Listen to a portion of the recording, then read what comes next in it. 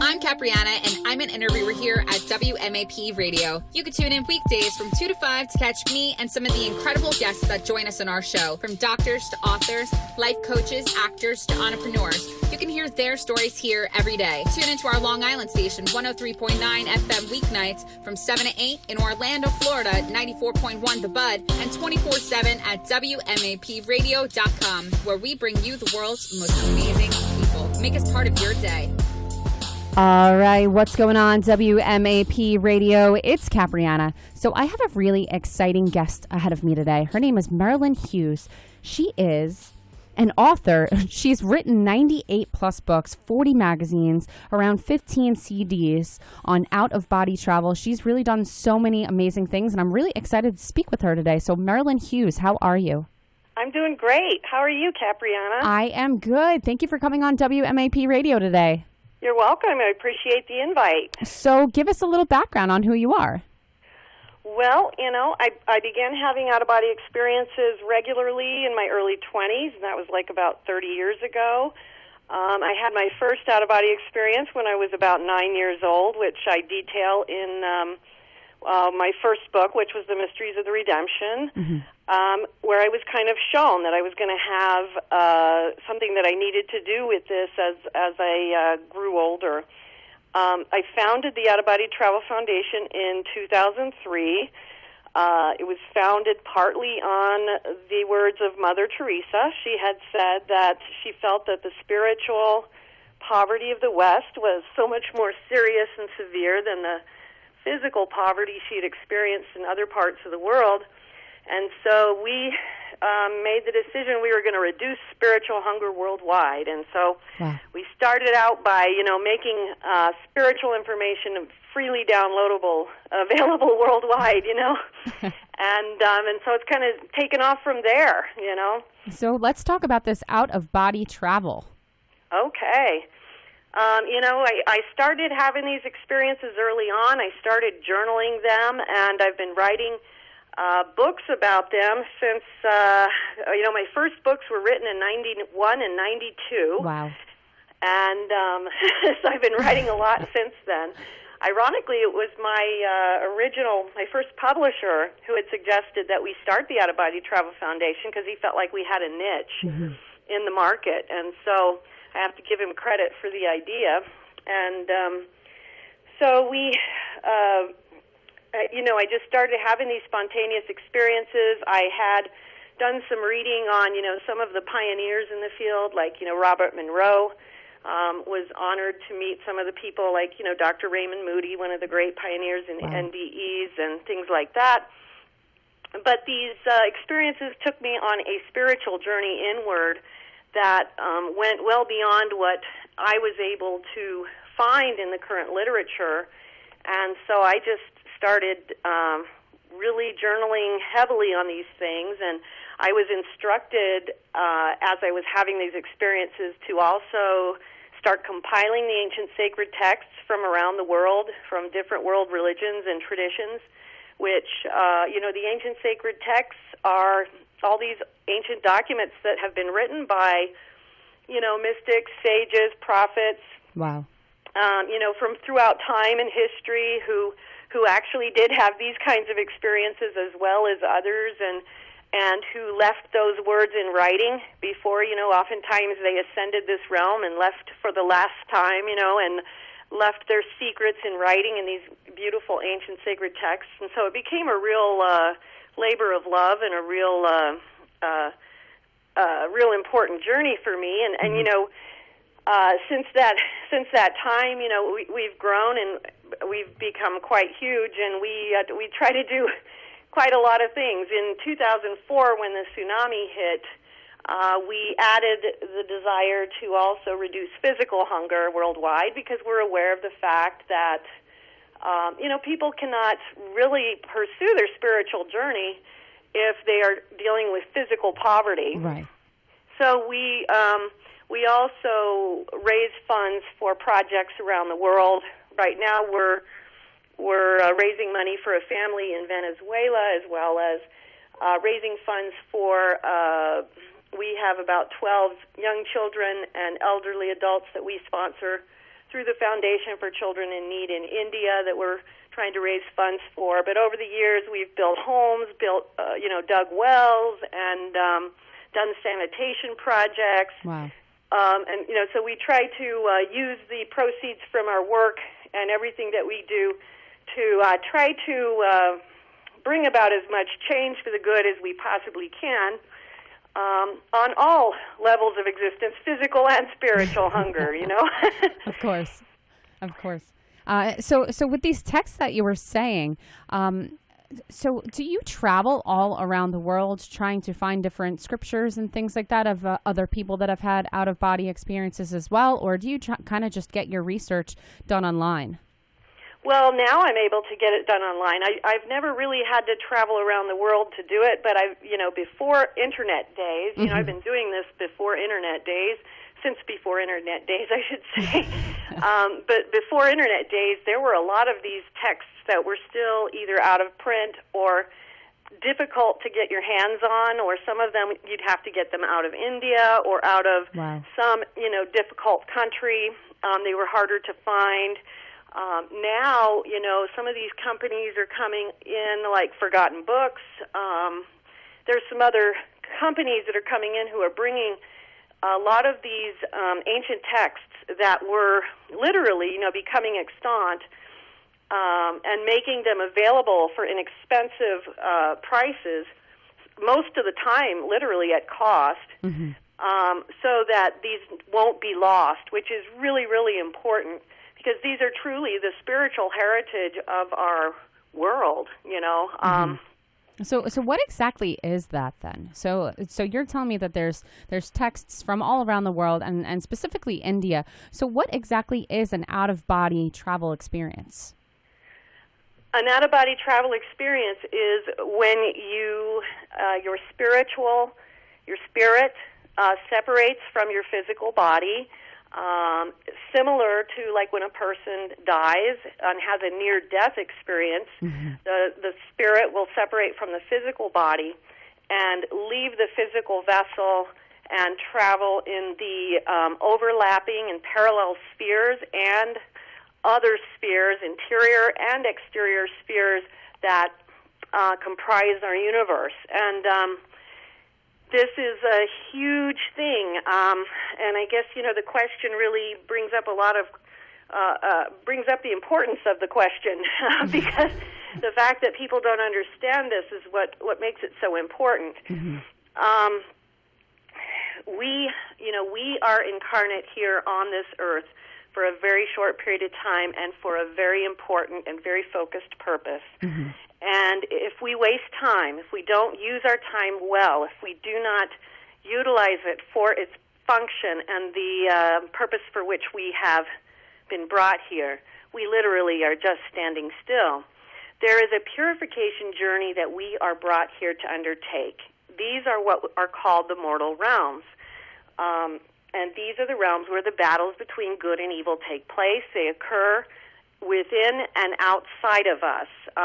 So that means the battles of good and evil that go on within us, our own vices and our own virtues, and the battles of good and evil that go on around us that we see in our world. We all see it, whether it's in war, in violence, or in the goodness that we see around us as well. Does that make sense? Yeah, of course. Okay. And so when we are brought in here, there are things that we are brought here to actually learn. Most of the time, these things that we have been brought here to learn have to do with incorrect understandings relating to the nature of eternal love or eternal purpose, things like this. And that's generalizing it to a great deal, because it can literally branch off into a whole lot of different directions. But that would be the general idea of what it's coming from. But these are where the delusion is coming from. So these would be karmic issues. These would be issues that arise from vice or from sin, or in the Buddhist tradition from fetters or cravings, things that people are attached to that they're not aware of, that they do not understand is holding them back from moving forward or closer to God. If a soul does not actually push itself forward and move towards the purification journey, nothing will happen. A soul can go backwards. A soul can, you're literally wasting time. Mm-hmm. It's so important that we literally, it's kind of like, imagine like a spacecraft or an aircraft, and how you have to kind of get the gear shift into gear before that thing can take off. We have to do that as souls. Right. We have to get into gear and before we can even take off. That's what understanding about the purification journey is. Mm-hmm. We have to understand that. But I think that maybe I'll back up just a little bit. When you leave your body spiritually, there is the, when you first have the experiences, you're dealing with some very basic things. You're going to experience what's called the vibrational state. And that's going to occur because you're detaching from your physical vibration to the spiritual vibration of your soul, which is a higher vibrational energy than your physical body. So it feels like a jet engine. You're going to hear a very loud jet engine type noise, which is the sound of the higher sphere that you're exiting to. When you first have these experiences, you may very well be very earthbound. You're going to maybe, see your body from above the bed. You may be floating around a room or even just floating around the earth. But the purpose of the out-of-body travel is not to remain those earthbound states. Mm-hmm. When you fully go through the out-of-body travel experience and you follow the path that I outline for my readers, and my readers follow it, and they're all doing the same things, you're going to be traveling to the heavens, the hells, and the purgatories. These are infinite in number. There's a multiplicity in the universe. There's an infinite number of interplanetary worlds. There's the galactic heavens. There's the heavenly realms. These realms and these realities are infinite in number, and they are just, it's impossible to describe, I guess, in a grounded sense. But that's what we're looking to go to.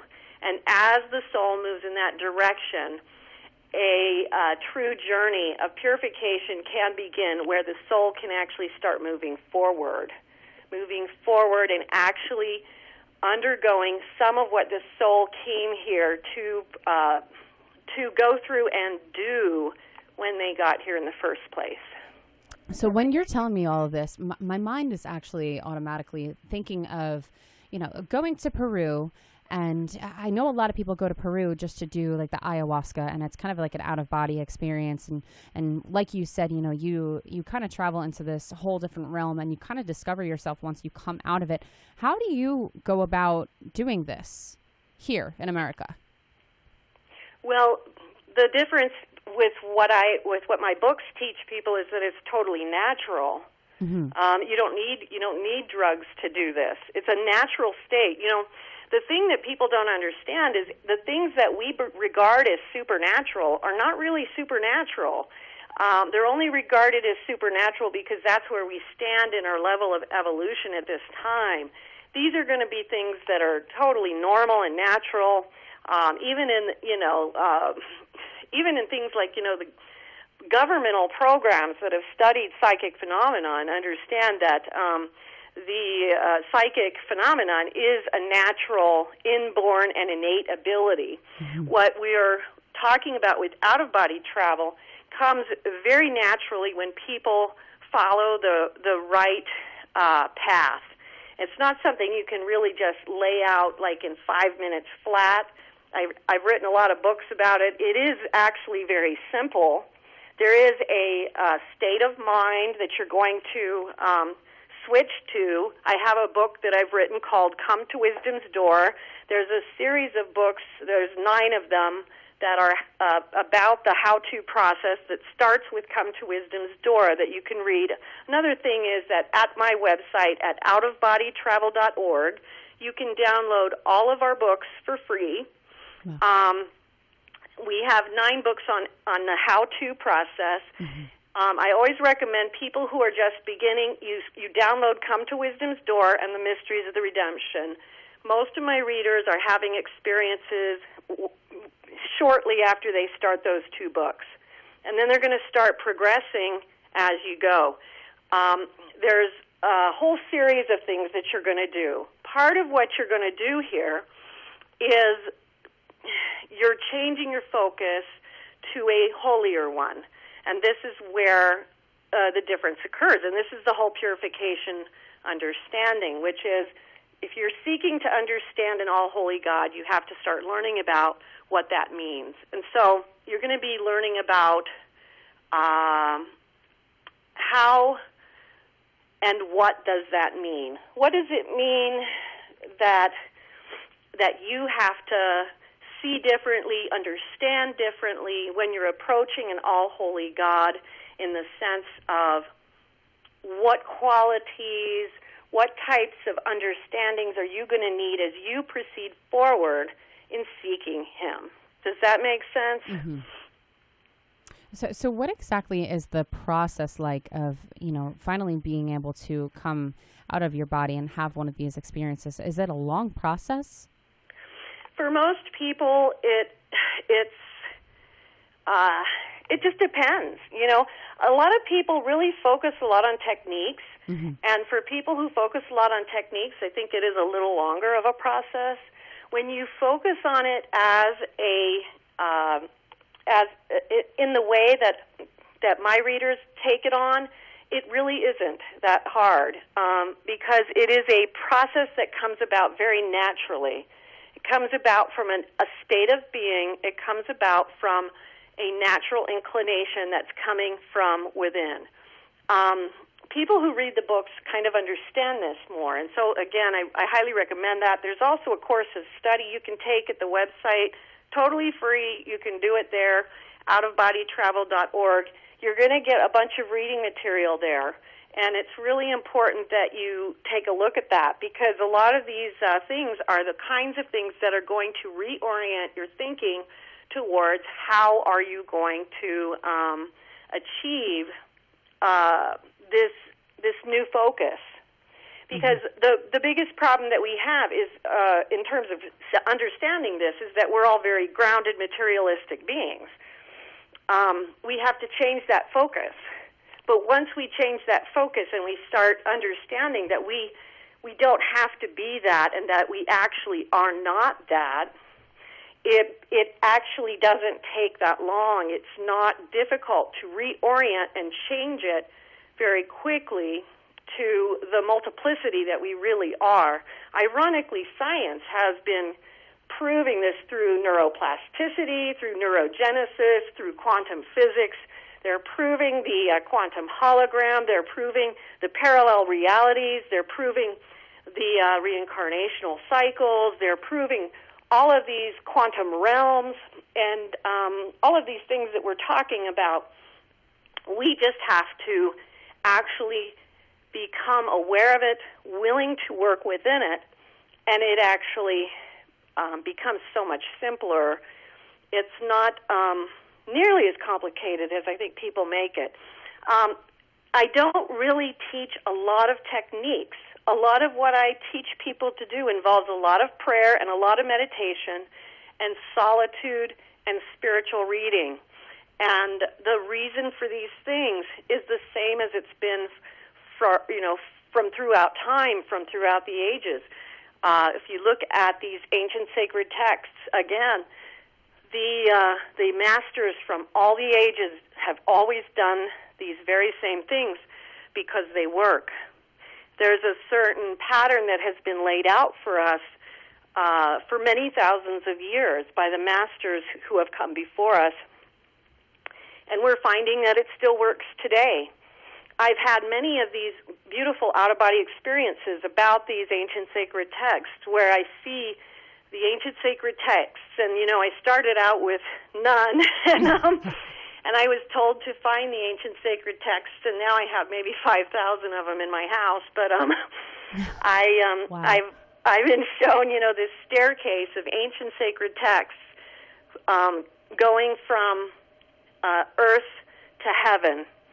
And what I'd like you to envision and your listeners to envision is, every single one of those steps, each one of those being one of those ancient sacred texts, each one written by, some one of these ancient writers, many of them nameless, many of them forgotten, many of them, not remembered, but all of them holy, left behind the very last words before they left this realm, and they left behind the keys, the secrets, the things that they learned before they left here, because they were transcending, because they had figured it out. Mm-hmm. Do you see what I'm saying? Right. And when you look at the let's just take my 5,000, even though there's plenty more. You know what I mean? Let's take my 5,000. You take the 5,000 ancient sacred texts. Mm-hmm. Every single one of those is a different angle from which to view God.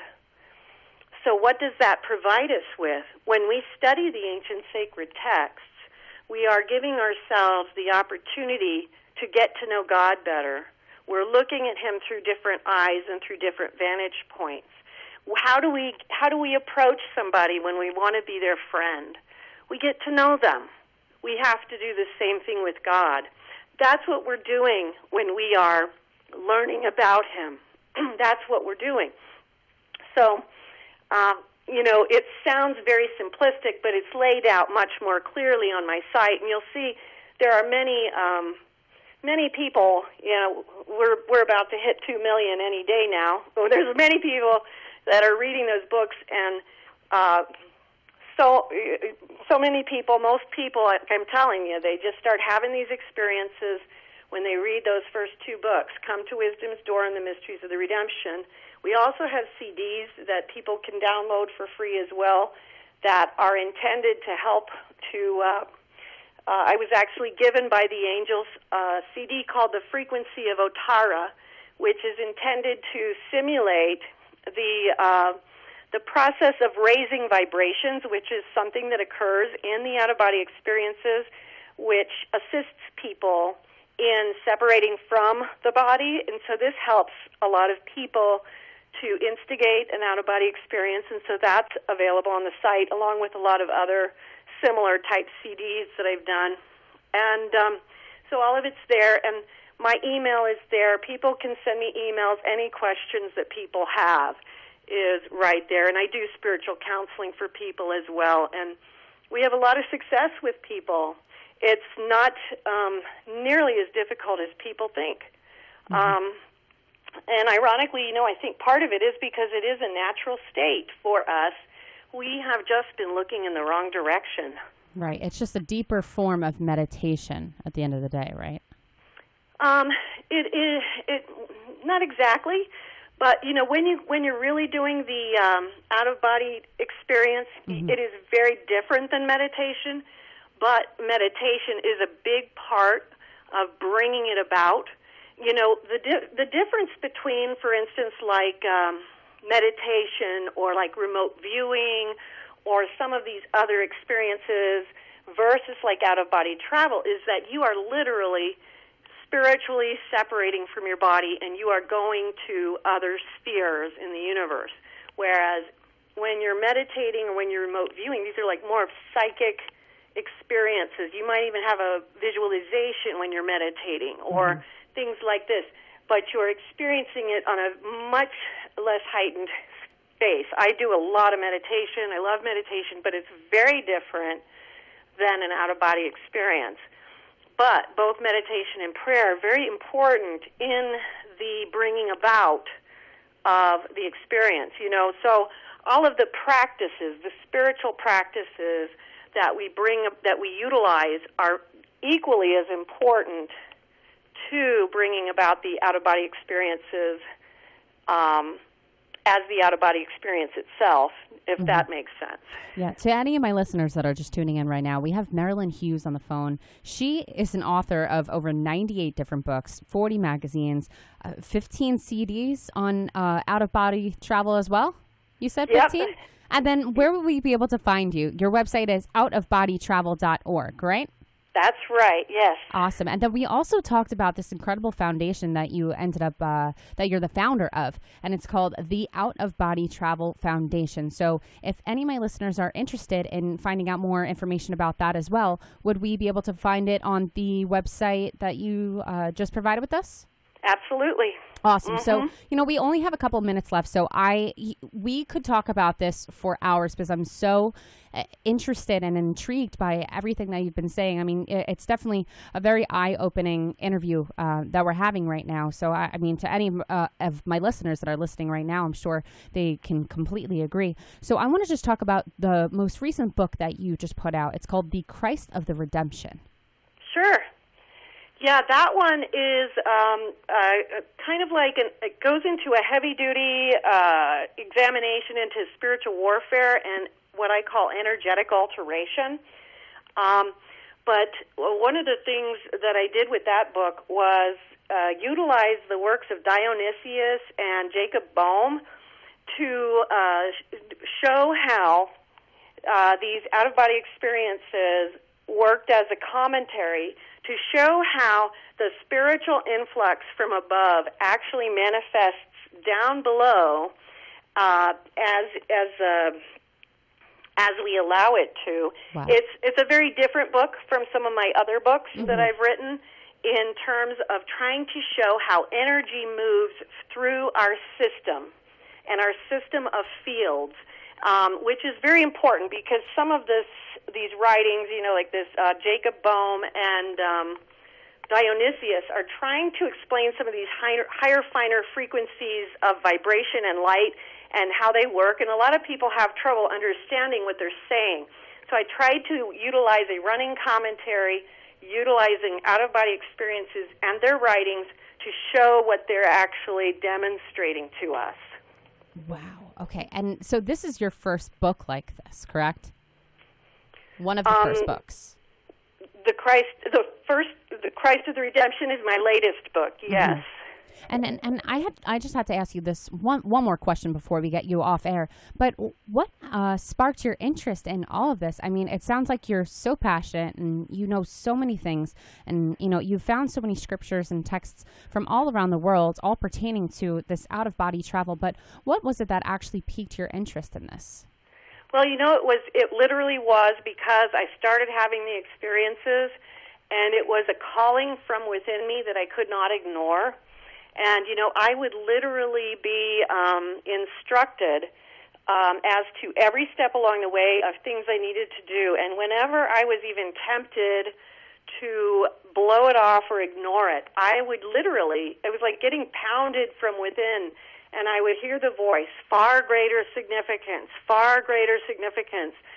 It was almost like God would not let it be. And so it was like an undeniable calling that I had to fulfill or I would have no peace. And thankfully he also gave me the fire and the passion for it so that I could do it. But, sometimes I think sometimes we're given something that is just innately placed within us, for us to do. And I think that kind of happened for me.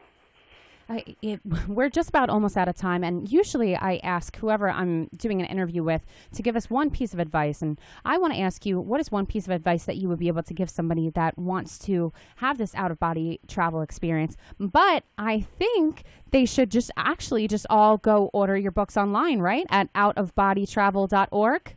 Sure, and they can also go there, and you can download them for free, check them out. You can also order them in paperback, Audible, or whatever format you'd prefer. But we also have it available for free if you can't afford it. Everything's available. And the course, you can look at that. There's a lot of stuff you can learn there. I highly recommend that if you're interested in exploring this, go to the site at outofbodytravel.org. You can ask me any questions you want. My email address is easily accessible there. All right, and you heard her. It's outofbodytravel.org. Marilynn Hughes, it was so great having you on air with us today. I'm really excited to have another interview with you, all right? All right, thank you so much. It was nice talking with you. Of course. You have a great rest of your week now, okay? You too, thank you. All right, take care now. Bye-bye. Bye-bye.